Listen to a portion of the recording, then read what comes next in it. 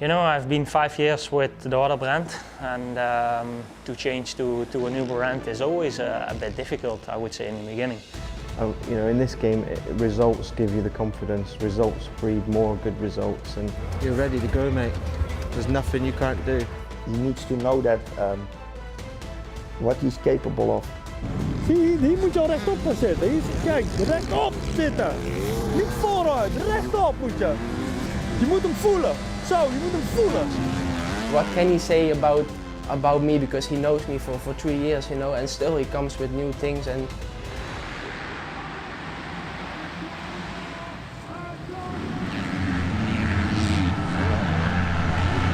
Max Renault. Well, it's going to be a big moment for him, isn't it? Win the overall here and Max Renault.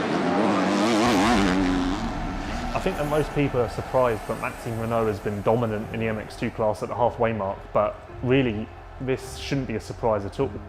Maxime was tipped to be a world champion and a great of the sport from his early EMX 125 days. A rider like Tom Vial, in comparison, wasn't. Vial was never expected to be a world champion. Renault was. What he's doing now is merely fulfilling expectations. Like, this shouldn't be a surprise. Injury after injury through his EMX 125, EMX 250 and eventually MX2 days kind of derailed his career for a portion there. He just struggled to gain momentum and didn't really make much progress through the years like 2016, 2017. But now he's back on the factory team, he has some momentum, he has confidence, and we're seeing the result of that. It's definitely not a surprise that he's been the dominant figure in MX2, and if he goes on to win the MX2 title, which halfway through the 2021 season it definitely looks like he will, that wouldn't be a shock either. Renault should be this good. He had the speed, he's always had the talent. We've always believed that he could be the next MX2 world champion. But he had such a bad run with injuries. Like he explained, his shoulder, he did a lot of damage to there, and then his elbow, and that was a result of another rider landing on him.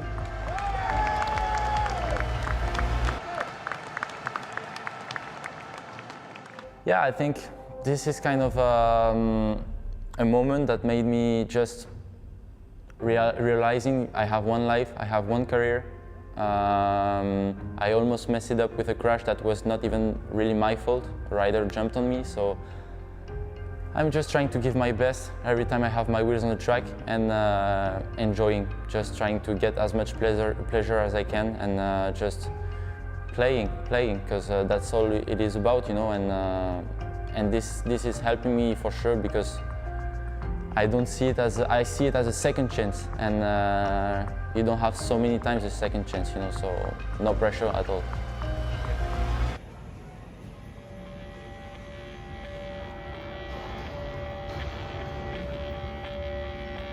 On my way to Kegums. We are here in Brussels, Belgium. So yeah, heading for the 7th round of the season. Really looking forward to that round because the track is really nice. So yeah, just follow me during my trip.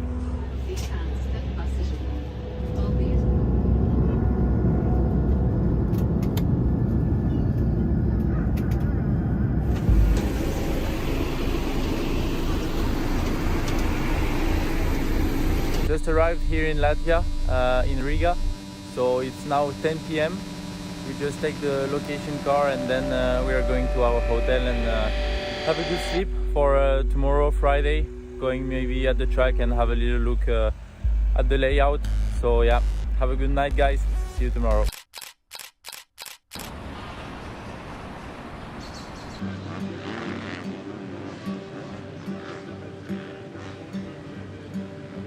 Saturday, we're now heading to the test track to do some start practices, just to get the first feeling with the bike for the weekend and see if everything is okay on the bike. So yeah, let's go for it.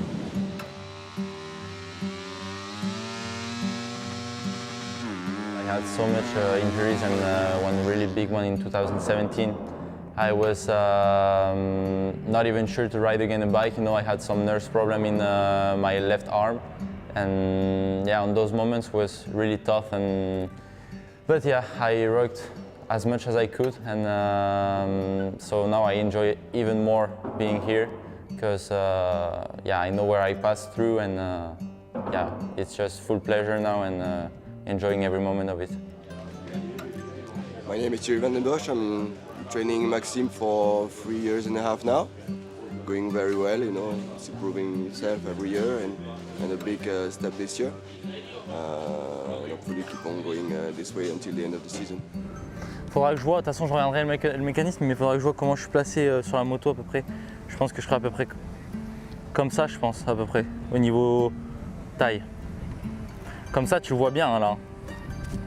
Track looks really nice, bumpy and yeah, sketchy some places, so really have to get the focus for tomorrow. Si tu arrives à vraiment cabrer celle-là, pour passer au-dessus, déjà tu gagnes de la vitesse et après c'est de la vitesse que tu gardes jusqu'au bout des vagues, quoi. Tu vois, si tu arrives à repasser au-dessus de celle-là et pas atterrir ici et faire pam et rebondir. Parce que si tu atterris là, les deux roues, tu peux pas faire grand-chose, hein, je pense. Celle-là, ou la scruber ou quoi, faire l'absorber, cabrer ici un peu. Ouais. On va venir chercher. Et après là, réussir par contre à faire double. My expectations for tomorrow are for sure getting some really good points in the championship and keep on going on the same way of riding since the beginning of the year. So yeah, I'm just gonna now try to focus tonight and get ready for tomorrow.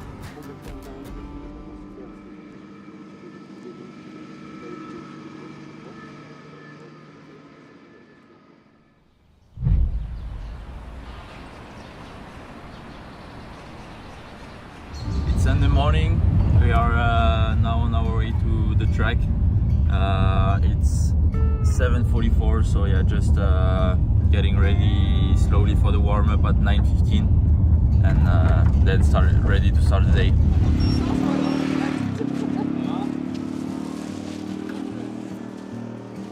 Morning.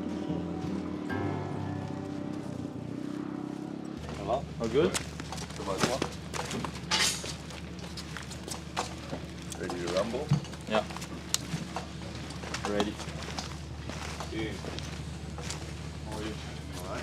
Good. So he's come a long way, but like in terms of his ability, his work ethic, his determination, he's undoubtedly like the most determined rider on the line, I would say. Yeah, now I'm starting the day with going to prepare my stuff a little bit and then going to the physio, so I'm gonna have just a little checkup and releasing a little bit some muscles and getting fully ready and fully focused for the practice to get some good feelings on the track, and then before both motos I will go back to the physio, have a little manipulation, let's say, and be ready.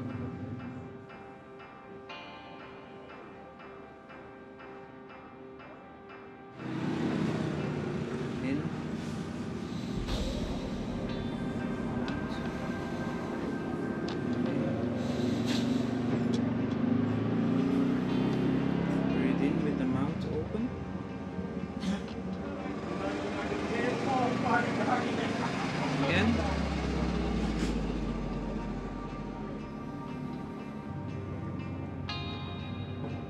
Breathe in deep and out. Yeah, actually my arm is not 100%. I don't talk so much about it because I don't want to, yeah, there's no excuse. I mean, I'm used to it and it's not a problem for me as in the riding, but my left arm is for sure less strong than the right arm. I still have sensibility problem on my two fingers, on the index and yeah, the middle one.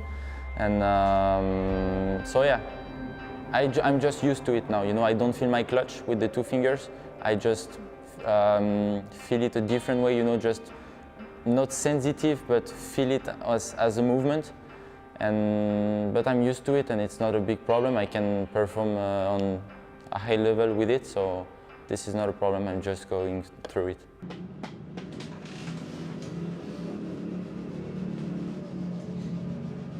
It's time to wake up, actually. Yeah. Otherwise, you're gonna. Never got my ass slapped like that.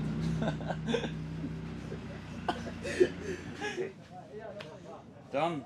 Yeah. Thank you.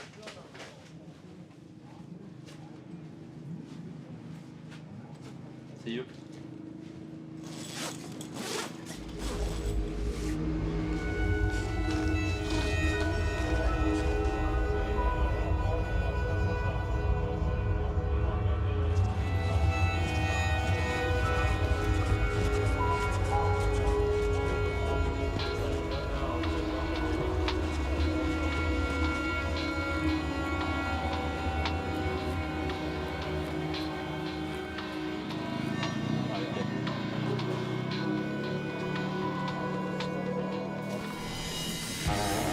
Maxime Renault once again, 30.7, so only a tenth off. Sector 2, imminent as he enters Sector 3, almost now-ish. And Maxime Renault is in green again, or 32.1.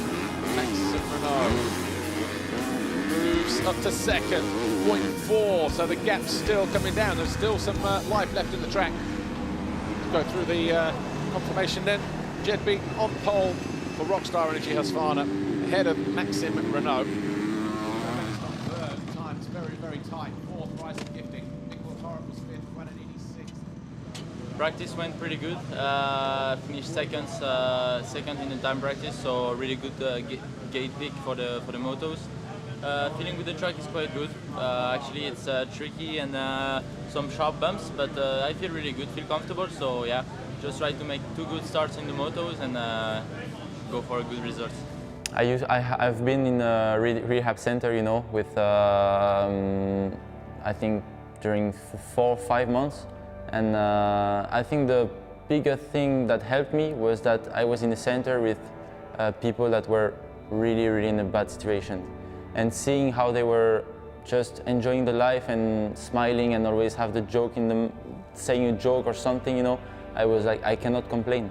I cannot complain. I have my 2 legs, my 2 arms. One was not working so good, but I could have done, yeah, could have been so worse. So yeah, it was just, you cannot just say, I'm done. You have to work, and if you want something, just go get it. And that's what I did, and I just, yeah, worked so hard and always believed in that. And one day, the nerves started to react a little bit, and from there we worked on it, and it came back. So yeah, that was a little bit kind of a redemption, you know. And mentally, I think I'm ready to give it all, and I will never ever stop, and never ever, yeah, always believe, you know. So that's also a strong point.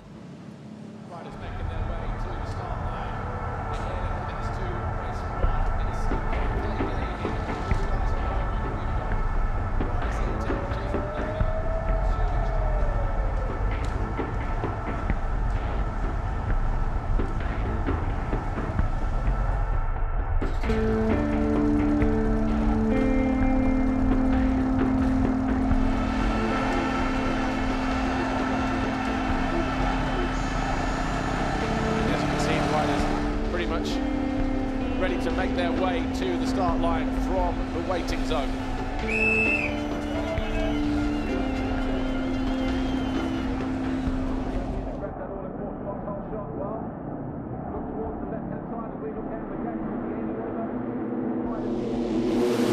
Oh, 1 or 2 riders trying to go too early, catching out a few of them as well.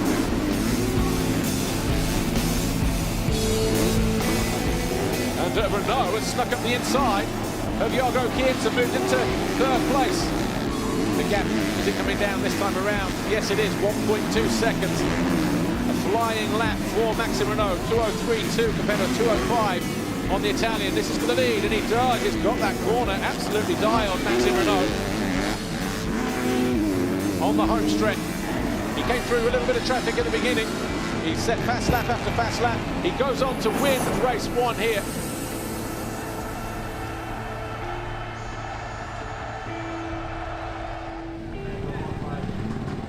Congratulations, pretty much a perfect race.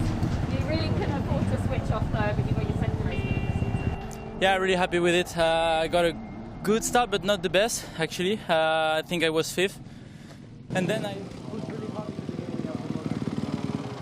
Good job.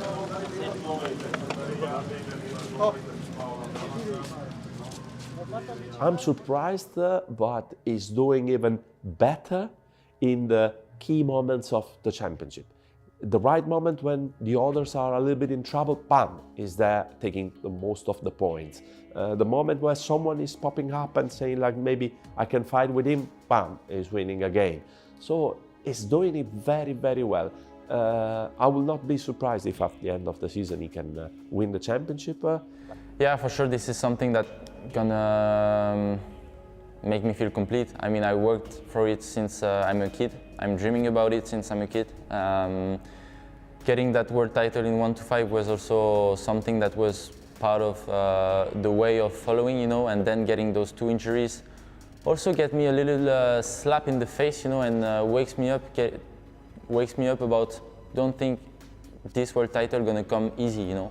You have to work for it. We are so many young and talented riders in the world, and yeah, you just have to want it more than the others. And now I feel like I'm ready this year. I've put the job in, and but yeah, there's always a part of unknown, you know. So, but yeah, I have the red plate. I feel good. My bike is working really good. I feel in shape. We will see this season how it will end. I made a big push in the first 15 minutes, and then just cruise mode. So it was not pushing all the motor, you know. I tried to make some quick passes, and I think after 10 minutes I was second and charged to the front because he was already a little bit gone, and I passed him I think at half motor more or less, made a little gap, and it was fine. There is your championship leader. Well, Maxime Renaux started the day 26 points clear, and after beating Guadagnini, his closest rival, in race 1, that gap has now gone out to 29 points as we head into race 2.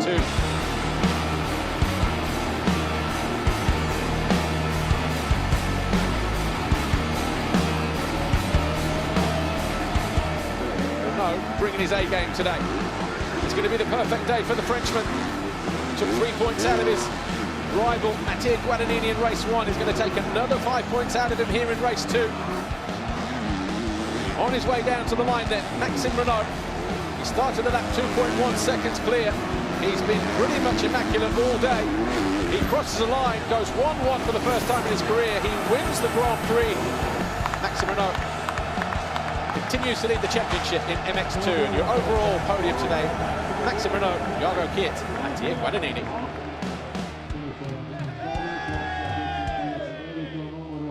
You obviously had riders like Gauthier Paulin, who challenged for world titles, Marvin Musquin, who was a world champion twice. But Romain Febvre's kind of really led the way for aspiring French riders who want to be a star in the MX2B series. He obviously, his road to the top was unorthodox. He definitely did it a different way to most riders, but he's been the shining light for French fans for quite a while now. The first year in 2015, yeah, I was rookie in the class. You know, you are coming, you don't expect anything. I was on the factory team with a new bike and everything. I was learning everything every time I was on the bike. And yeah, he has a good feeling, good vibes, and I was just enjoying. And when you are rookie, you don't care about so much the result, and you just try to get some experience. And then yeah, that year everything clicked, and yeah, we win many races, many GPs, and the world title, of course. So Romain Febvre is about to make history here. A rookie winning in the MXGP class. He wins the race, and he will now realise it. It was, let's say, mentally, it was maybe the easiest year that I had. But like to win. If I win at the end of the season, it will be 6 years after my world title, my first world title. So it can be for sure a good one, especially with all the hard years that I had in the past, and for my team too, because I think Kawasaki has never been world champion on the 450. So yeah, I would like, yes.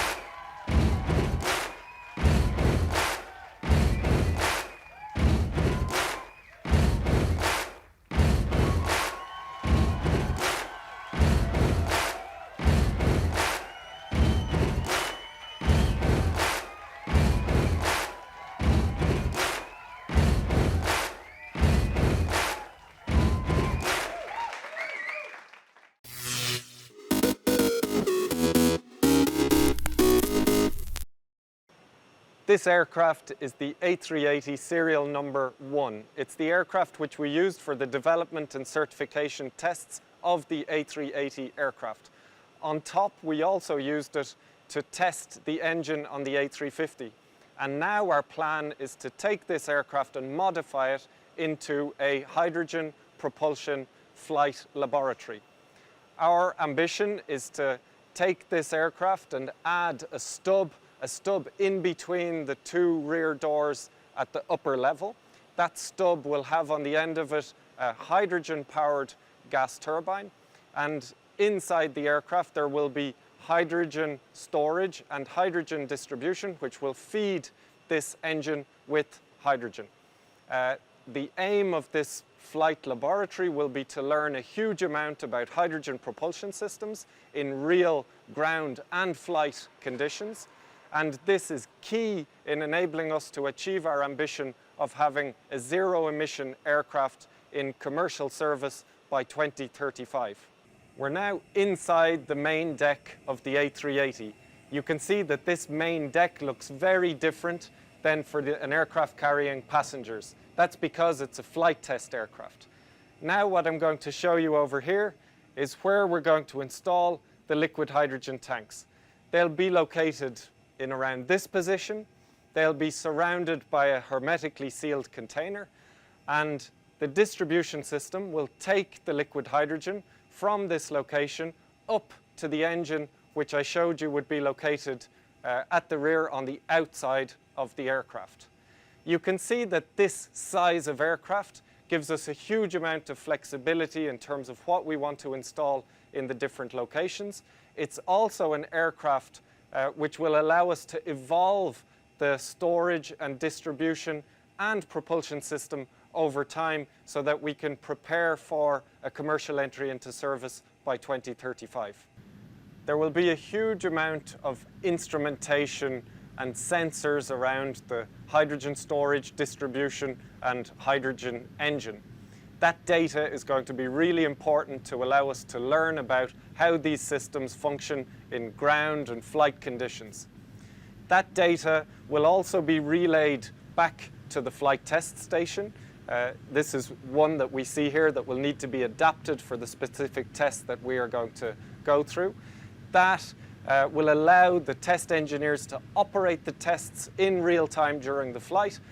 The data will also be transferred through telemetry into a ground test station where the data will be surveyed and the flight test will be managed. We're now in the cockpit. As you can imagine, the pilots have a hugely important role during the flight test campaign. So much so that, in fact, the cockpit will be slightly modified to manage and monitor the hydrogen propulsion system in flight. Over here, there'll be a throttle, which the pilots will use to change the amount of power which the engine, the hydrogen engine, will be operated at. And on top of that, there will be a display which will allow the pilots to monitor the different key parameters of the system during ground and flight operations. I think you can see that this flight test campaign, even on the aircraft, is going to be a lot of teamwork, requiring a lot of teamwork between pilots, flight test engineers, and ground stations. On top of that, there's going to be another level of teamwork required in order to deliver all of the equipment, all of the ground test benches and systems that are required for a successful completion.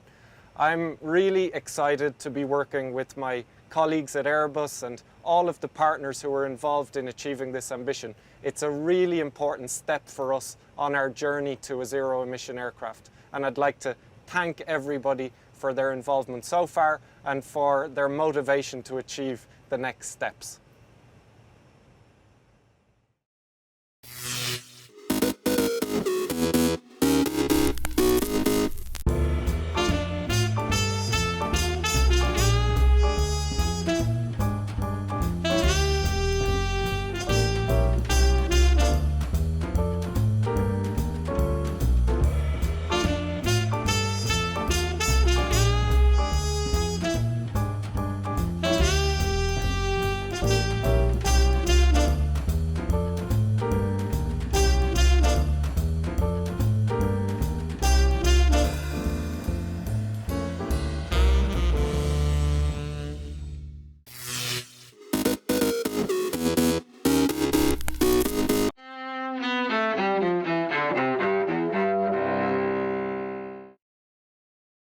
December 12th, 2000. More than a month after the votes are cast, Americans finally know who their next president will be. Republican George W. Bush becomes president-elect after a divided U.S. Supreme Court effectively halts recounts in Florida's contested presidential vote tally. Democrat Al Gore, who briefly conceded to Bush back on election night until the race became just too close to call. Just moments ago, I spoke with George W. Bush and congratulated him on becoming the 43rd President of the United States. And I promised him that I wouldn't call him back this time. I offered to meet with him as soon as possible so that we can start to heal the divisions of the campaign and the contest through which we've just passed. Bush promises to live up to his campaign pledge of being a uniter, not a divider, in the White House. I was not elected to serve one party, but to serve one nation. The President of the United States is the President of every single American, of every race and every background. Whether you voted for me or not, I will do my best to serve your interests, and I will work to earn your respect. While more Americans voted for Gore, the High Court's ruling gives Bush the edge in the Electoral College that actually picks the president. More than a month later, Bush takes office as the second son of a president to serve in the White House himself. Today in history, December 12th. Ed Donahue, The Associated Press.